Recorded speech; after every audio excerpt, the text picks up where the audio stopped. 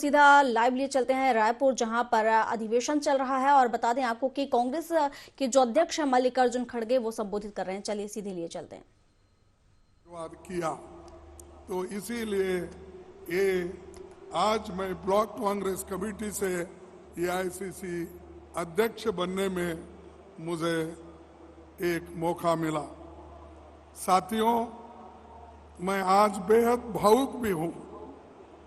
क्यों कि मैं और आप सब उस गौरवशाली विरासत की नुमाइंदगी कर रहे हैं जिसको महात्मा गांधी, पंडित जवाहरलाल नेहरू जी, सुभाष चंद्र बोस, सरदार वल्लभ भाई पटेल, मौलाना अब्दुल कलाम आजाद, डॉक्टर राजेंद्र प्रसाद, सरोजिनी नायडू, इंदिरा जी, राजीव जी ने अपने त्याग, बलिदान और समर्पण से ये सींचा हुआ कांग्रेस पार्टी है।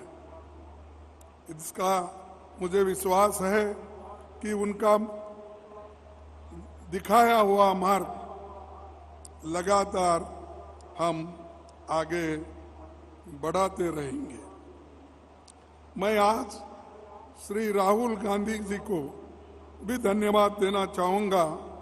ये प्रेम केवल कांग्रेस जनों की ओर से नहीं, बल्कि भविष्य के करोड़ों उम्मीद लिए हर भारतवासियों से भी ये उम्मीद है। देश भर में चारों ओर फैले नफरत के माहौल के बीच तथा देशवासी की टूटती हुई उम्मीदों के बीच जब ऐसा लग रहा था कि अंधेरी की ताकतें कहीं सच पर हावी न हो, तो श्री राहुल गांधी जी ने रोशनी की उम्मीद की और संघर्ष की एक नया मशाल उन्होंने जला दी। भारत जोड़ो यात्रा देश की उम्मीदों के उगते सूरज की नई सुबह का नाम है, जिसकी रोशनी कन्याकुमारी से कश्मीर तक फैल गई और अब पूरे देश के हर कोने कोने में राहुल जी अपने असंभव को संभव कर दिखाया। आपने खुद कष्ट सहकर न आंधी की परवाह की, न बारिश की, न गर्मी की, न सर्दी की, न धूल की के बवंडर भी और न बर्फीले तूफान की। भारत का तिरंगा तामे करोड़ों लोग भारत जोड़ो यात्रा में आपके साथ चले भी और जुड़े भी। और हमने एक बार फिर ये साबित करके दिखाया कि भारत की आत्मा में कांग्रेस है। भारत की पीड़ा कांग्रेस जानती है और देशवासियों की तकलीफें देश जानती है। हमारा दिल तड़पता है और खासकर जो राहुल गांधी जी 3700 से ज़्यादा किलोमीटर चलकर राहुल जी अपने और कांग्रेस जनों के लिए दिखा दिया बलिदान की परिपाटी का जज्बा और देश की मिट्टी की खुशबू हमारे लहू के हर कतरे में आपको मिलेगा। ये राहुल जी का काम है, इसीलिए मैं इस पर उनको धन्यवाद देता हूँ। वो इसी ढंग से हमको मार्गदर्शन करते रहे, जुड़ते रहे और सभी को, युवाओं को जो प्रोत्साहन मिला है वो आगे भी वो दिखाई देगा। दूसरी बात, आप सबको मैं याद दिलाना चाहता हूं कि राष्ट्रपिता महात्मा गांधी आज के करीब 100 साल पहले 1924 में मेरे गृह राज्य कर्नाटक में बेलगांव महाधिवेशन में कांग्रेस के अध्यक्ष बने थे। गांधी जी ने आजादी के लिए गांव देहात से लेकर किसानों, और मजदूरों को कांग्रेस के झंडे तले खड़ा किया, नई दिशा दी। बेलगाम में कांग्रेस का स्वरूप बदला और कांग्रेस संविधान में भी बड़ा बदलाव हुआ। गांधी जी ने कांग्रेस को भारत के किसानों, मजदूरों, गरीबों और वंचितों से जोड़ा। कांग्रेस की वर्किंग, डिसेंट्रलाइजेशन हुई और कई काम हुए। यहीं से कांग्रेस एक जन आंदोलन के रूप में जनता के सामने आई और पूरा देश कांग्रेस के साथ खड़ा हुआ।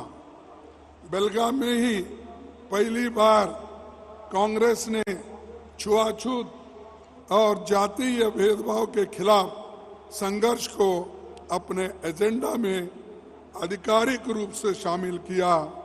ये विचार आगे चलकर भी वंचित वर्गों के लिए समान अधिकारों के संवैधानिक गारंटी का आधार बना। इसीलिए मैं याद कर रहा हूं महात्मा गांधी जी का, क्योंकि एक ही बार वो कांग्रेस प्रेसिडेंट बने, वो भी कर्नाटक से बने और वहां छुआछूत की एक रेजोल्यूशन पास करके सारे देश में उसका प्रचार करने का उन्होंने काम किया। इसीलिए उनको मैं इस वक्त याद करता हूं। और 75 वर्ष में आज देश सबसे कठिन चुनौतियों से गुजर रहा है। सत्ता में बैठे लोगों ने देश की जनता के अधिकारों और भारत के मूल्यों पर हमला बोल रखा है। इसीलिए आज एक नए आंदोलन के शुरुआत की जरूरत है। हर कांग्रेस को, हर देशवासी को आगे बढ़कर, उठकर संकल्प लेकर ये कहना होगा, सेवा, संघर्ष और बलिदान। सबसे पहले हिंदुस्तान, सेवा, संघर्ष और बलिदान, सबसे पहले हिंदुस्तान, ये हमारा नारा होगा। और देश को आज सेवा, संघर्ष और बलिदान की जरूरत है, क्योंकि भारत अपने सबसे कठिन दौर से गुजर रहा है। आज भाजपा अपने सत्ता के स्वार्थ के लिए संसद से लेकर सभी संवैधानिक संस्थाओं की मर्यादाओं का अधिकार को तोड़ रही है। भयंकर रोजगारी, युवाओं के भविष्य को अंधेरे में धकेला जा रहा है। कमर तोड़ महंगाई से जनता के घर के बजट बिगड़ गया है। नोटबंदी और गलत जीएसटी से छोटे कारोबार, एमएसएमई को बर्बाद कर दिया है। फसल की कीमत न देकर किसानों की आमदनी को खत्म कर दिया है। नफरत के माहौल में देश के सामाजिक माहौल बिगाड़ दिया है। और यही नहीं, ईडी, सीबीआई, इनकम टैक्स, सारे एजेंसीज को चुनी हुई सरकारों को गिराया जा रहा है। और यहाँ पर मैं बोलना चाहूंगा, इस प्लेनरी सेशन को रोकने के लिए यहाँ पर बीजेपी सरकार ने छापा मारा, रेड किया, हमारे लोगों को अरेस्ट किया, लेकिन फिर भी हमारे चीफ मिनिस्टर और यहाँ के कांग्रेस कार्यकर्ताओं ने डटकर मुकाबला करके इसको यशस्वी बनाया। ये है कांग्रेस के लिए एक बहुत बड़ी ताकत। ऐसा हम लड़ने का भी सीखना चाहिए, मुकाबला करने का भी सीखना चाहिए। अगर रोते बैठे तो कुछ नहीं मिलने वाला है। अगर आप लड़ते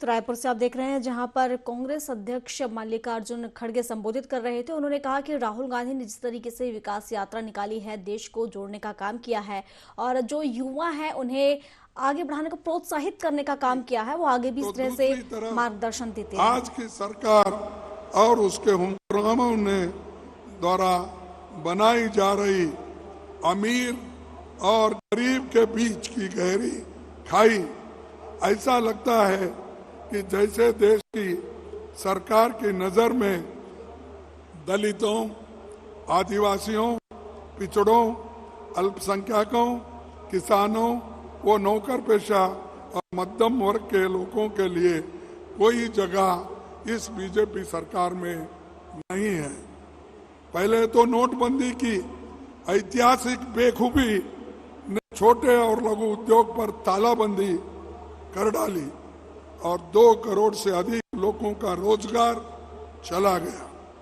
गलत तरीके से बनाई और उससे भी गलत तरीके से लागू की जीएसटी ने छोटे मोटे उद्योगों को और व्यापारियों का कामकाज चौपट कर दिया। कोरोना के दौरान केवल 4 घंटे के नोटिस पर रात के 12 बजे की देशबंदी ने करोड़ों मजदूरों की दर बदर की ठोकरें खाने पर मजबूर कर दिया। न दवा मिली, न डॉक्टर, न इंजेक्शन, न ऑक्सीजन, यहाँ तक कि अंतिम संस्कार भी नसीब नहीं हुआ। एक तरफ 12 करोड़ लोगों का रोजगार चला गया तो दूसरी ओर 23 करोड़ लोग गरीबी की रेखा से नीचे धकेल दिए गए। गंगा मैया हजारों लाशों से टूटी पड़ी थी और दिल्ली की सत्ता में बैठे लोग अपनी पीठ थपा ले रहे थे कि वो उन्होंने कोविड में बहुत काम किया। आज हालत ये है कि गरीब और मध्यम वर्ग की एड़ियां रगड़ रहा है। महंगाई ने बजट और घर दोनों तोड़ डाले हैं और मुट्ठी पर अमीर मित्रों की दौलत में इतनी बढ़ोतरी हुई कि वो दुनिया के दूसरे नंबर से बड़े अमीर बन बैठे। मैं पूछता हूं कि हमारा देश किस दौरा में आ खड़ा हुआ है, जहां अन्नदाता किसान की प्रतिदिन की आय 27 रुपए है और प्रधानमंत्री के एक दोस्त की आय 1000 करोड़ रुपए दिन में है। देश के 72% यानी 3/4 एमएसएमई को एक फूटी कौड़ी भी नहीं कमा पाए, पर प्रधानमंत्री के एक दोस्त की संपत्ति 13 गुना यानी 1300% बढ़ जाए। और मुझे समझ में नहीं आता कि रोज इश्तिहार में खुद को छपवाने वाले दिल्ली के प्रधान सेवक ये अपने मित्र की सेवा कर रहे हैं। ऊपर से एक एक करके 70 साल में बनाई देश की हर संपत्ति को अपने मित्रों को हवाले कर रहे हैं। ये तो रेल, भेल, सेल, तेल सब बेच रहे हैं। आकाश हो, धरती हो या पाताल हो, देश की सब चीजें बेची जा रही है। मेरे देश के करोड़ों लोगों को अब चिंता है कि अब हमारी LIC और स्टेट बैंक ऑफ इंडिया भी बच पाएगा या नहीं, क्या इसको भी वो बेच लेंगे। ये आज हमको एक बहुत बड़ा हमारे सामने सवाल है और ये सरकार सब कुछ हमने जो बनाया था उसको एक एक करके बेच खा रहे। आर्थिक खाई के बीच देश के सामाजिक भेदभाव की भयंकर खाई भी धकेल दिया है। गरीबों, मजदूरों, दलितों, आदिवासी और पिछड़ों के अधिकारों को सरेआम सत्ता के बुलडोजर से कुचला जा रहा है। देश के हालात कैसे हैं कि एक तरफ तो हर रोज 115 गरीब मजदूर आत्महत्या को मजबूर है, तो दूसरी ओर दिल्ली की सत्ता में बैठे लोग मजदूरी के मनरेगा बजट 30,000 पे आया, जो बजट 90,000 था और 100 दिन काम देने का था, उस बजट को घटाकर आज 30,000 रुपए कर दिया। 60,000 रुपए उसका घाटा यानी अलॉटमेंट कम कर दिया। तो ये गरीबों के प्रति उनका काम है, इसीलिए इस सरकार को हम चेतावनी देना चाहिए, एक होकर लड़ना चाहिए, क्योंकि 100 दिन काम के लिए आज के मिनिमम वेजेस के तहत 1,75,000 करोड़ की जरूरत है, लेकिन इन्होंने सिर्फ 30,000 करोड़ रुपए अपने बजट में रखा है। देश का दलित, आदिवासी, पिछड़े, अल्पसंख्यक वर्ग के हमारे साथी आज आत्मसम्मान और सुरक्षा की लड़ाई लड़ने को मजबूर है।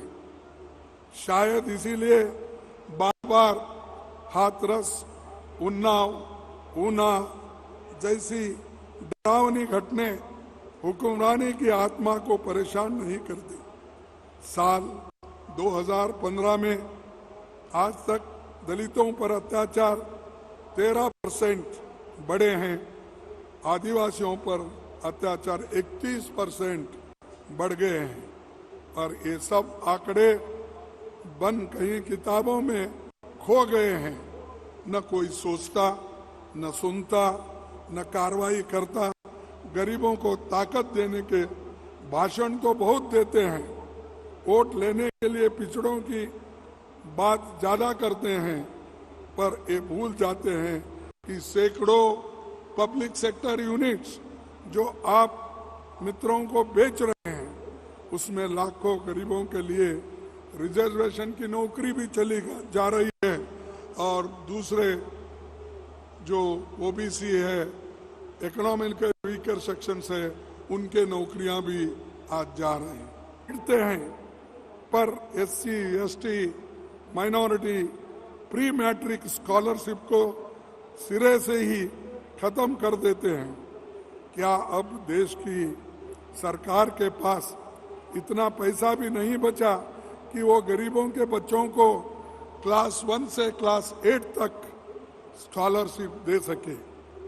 अगर गरीब के लिए कुछ बचा भी हो तो उस पर भी चुन चुन कर हमला बोला जाता है। शायद इसीलिए इस साल दिल्ली में बैठी सरकार ने फूड सिक्योरिटी का 90,000 करोड़ रुपया काट दिया। जो श्रीमती सोनिया गांधी जी, मनमोहन सिंह जी ने गरीब लोगों के लिए, उनके पेट भरने के लिए उन्होंने जो कानून बनाया, उसमें इन्होंने आज 90,000 करोड़ का कटौती इन्होंने किया है। आप ही सोचिए किस तरह ये सरकार चल रही है, और इसको हमको लड़ना होगा। मैं कई बार सोचता हूं कि भाजपा की ये सरकार कितने गरीबों के मुंह से निवाला छीन लेंगे और इनके धन्ना सेठ मित्रों के पेट भर जाएंगे। मुझे ये कहने में कोई संकोच नहीं कि दिल्ली की सरकार में बैठे लोगों का डीएनए ही गरीब विरोधी है, ऐसा मुझे महसूस होता। इनके डीएनए में गरीबों के खिलाफ काम करने का है, इसीलिए तो वो लोग ऐसा काम कर रहे हैं। एक तरफ देश की संस्थाओं, देश के लोगों, देश के गरीबों पर हमला, तो दूसरी ओर भारत माँ की सरजमी पर हो रही चीनी द्वारा इलीगल ऑक्यूपेशन के सामने घुटने टेक हुई दिल्ली भाजपा सरकार। हमारी राजनीतिक मतभेद चाहे कितना भी हो, हम भारत की सुरक्षा को लेकर एक हैं। हम भारत की सेनाओं के साथ खड़े हैं, पर एक और हमारी सेनाओं की बहादुरी है और दूसरी ओर सरकार की विफलता है। वो बार बार यही कहते हैं, कांग्रेस सेनाओं के खिलाफ है, देश के खिलाफ है। अरे देश के आजादी दिलाने के लिए, इस देश को बचाने के लिए हमने संविधान बनाया, उसकी सुरक्षा की और लोकतंत्र के लिए हम लड़ रहे हैं, और आप लोकतंत्र को खत्म करने की बात कर रहे हैं, देश के एकता को खत्म करने की बात कर रहे हैं, और चाइना उधर घुस गया है, कुछ नहीं हुआ, ये हमारे प्राइम मिनिस्टर बोल रहे हैं। उसी तरह फॉरेन मिनिस्टर भी बोल रहे हैं। वो तो यहाँ तक बोले, उनको क्या दुख है, दर्द है, मुझे मालूम नहीं। उन्होंने पिछला रिकॉर्ड भी निकाला, मैं ऐसा किया, मेरे को ऐसा करे, मेरे बाप को ऐसा करे। अरे आप एक मंत्री हो एक पार्टी के, वो छोड़कर आपके निजी कारणों के लिए ये कह रहे हैं कि कांग्रेस सरकार ने ये की, मेरे पिताजी को प्रमोशन नहीं दिया या मेरे पिताजी को वहां से निकाल। ये बातें हैं, सरकार ये बातें नहीं कर सकती।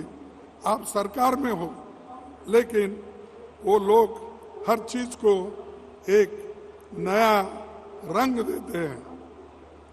मैं एक सीधा सवाल पूछता हूं, चीन ने अप्रैल 2020 से आज तक हमारी सरजमी पर जबरन कब्जा किया। प्रधानमंत्री ने चीन को क्लीन चिट क्यों दी? प्रधानमंत्री तो कहते कि कोई घुसा ही नहीं, तो उनके विदेश मंत्री कहते हैं कि हम चीन से लड़ नहीं सकते क्योंकि वह हमसे बड़ी अर्थव्यवस्था है। मैं फिर एक बार पढ़ता हूं कि प्रधानमंत्री तो कहते हैं कि कोई घुसा नहीं, तो उनके विदेश मंत्री कहते हैं कि हम चीन से लड़ नहीं सकते क्योंकि वह हमसे बड़ी अर्थव्यवस्था है। तो ये तो आपकी नाकामयाबी है। और आप एक तरफ करते, कोई घुसा नहीं, उसको घुसने नहीं देंगे। अरे वो तो घुस के पुल बना रहा, रोड बना रहा, घर बना रहा, लेकिन आप उधर देख रहे नहीं।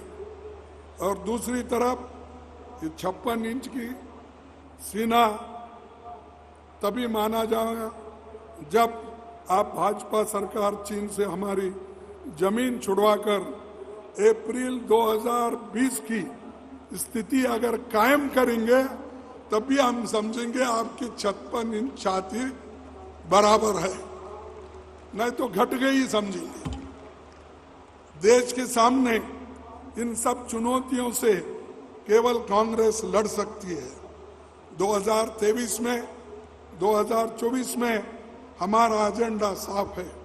हम देश के मुद्दों पर संघर्ष भी करेंगे, कुर्बानी भी देंगे, और इसे बचकर सबल और संपन्न राज्य की स्थापना करने के लिए हम पूरी कोशिश करेंगे।